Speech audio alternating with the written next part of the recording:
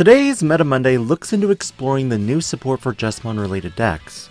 And believe me, there are quite a few jank elements you could incorporate with the release of BT13, Booster vs Royal Knights. For this build, BT13 brings about new, more memory efficient cards that can be in some instances save you more memory than ever before, if you go into the Jesmon GX route. While you could omit GX and go for a Blitz Omnimon route, one major issue I have with the Omnimon route is that your protection has become nerfed as more sets release. DP reduction, bounce to security, or in some instances, not even allowing you to unsuspend. Jesmon GX arguably is one of the best ways to play Jesmon at this time, but let's also discuss some interesting techs that you could utilize. For your level 2s, there's not a whole lot that changes. You could either go Sakudomon from BT4 for the memory gain when your Digimon is attacking and is level 7 once per turn, or you could go with Gurimon, the Digimon that if your Digimon has 6000 DP or more, draw a card once per turn. Either option is fine, but for the majority of players, because your combos can at times hand over so much memory, Sakudomon is the superior option. Not to mention Sakudomon combos better with the new Jesmon support, moving into BT13. Before moving into the main level Digimon, I do want to create a brief topic on non-Huck and Royal Knight Digimon. Typically you will run 9 to 11 Sistermons in the deck. Personally I run 10 for this variant, and I am only on 1 Chimeramon. I would argue that for every 3 Sistermon seals, that would be another copy of Chimeramon. In testing, it felt more consistent to draw and search my Huckmon pieces while trashing the Sistermons. Don't get me wrong, Chimeramon is an excellent card, but at times you could trash both, or bottom deck both. With 3 Blonks from BT6, I have ways to provide blocker to all my Sistermon Digimon. I tailored more towards the lower end because they are consistently cheaper and less dependent on other components.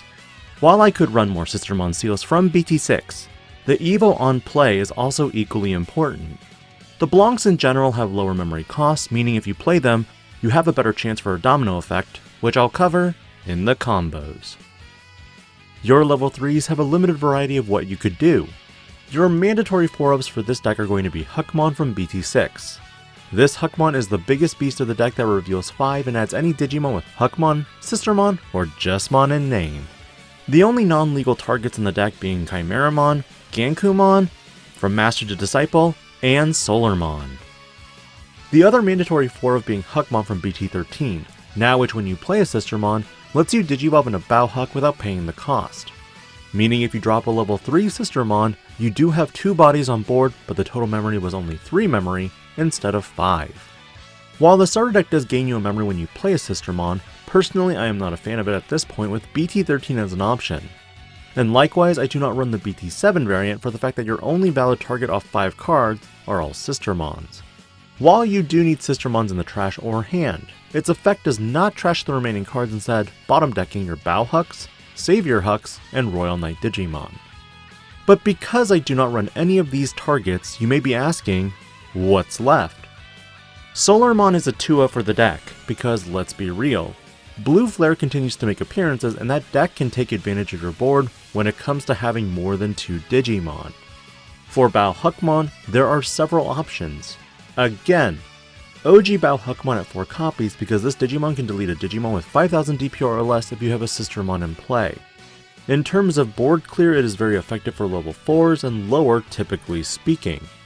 The new Bauhuck is the only other option I run because of its ability to Digivolve into a Savior Huck for a reduced cost of 2 when you play a Sistermon. In combination with the Huckmon from earlier, you could potentially go into a Savior Huckmon for free. Though you could run the starter deck one still if you want, personally, I run only 1. Deck space is really tight, but sometimes I need that red level 4.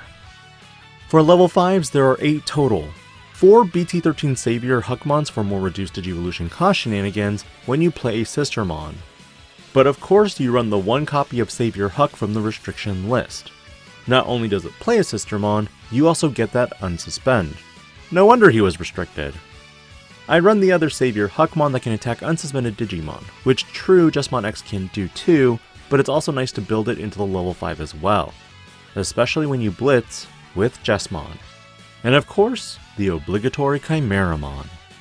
For level 6s, there's a wide variety of ways to run this. Let's talk Jesmon first. Jesmon X obviously because this Digimon can attack your opponent's unsuspended Digimon and can play a Sistermon from hand or trash. Starter deck Jesmon for that Blitz goodness. Keep in mind, you could play potentially multiple Sistermons off the when Digivolving Blitz and also do multiple Digivolutions. It'll be nice. But for your slot targets, Gankoomon X is the primary one people like to use. Now the fun part about this is when you slot this, all of your Digimon gain a DP buff, can't be bounced, or DP reduced, which in a Shine Greymon format, super nice. But when you research on other targets you could use, a lot of other Digimon from BT13 are Royal Knights. Craniumon, while cannot be Digivolved from anything in this deck, could have an effect where your Digimon isn't affected by the effects of your opponent's Digimon.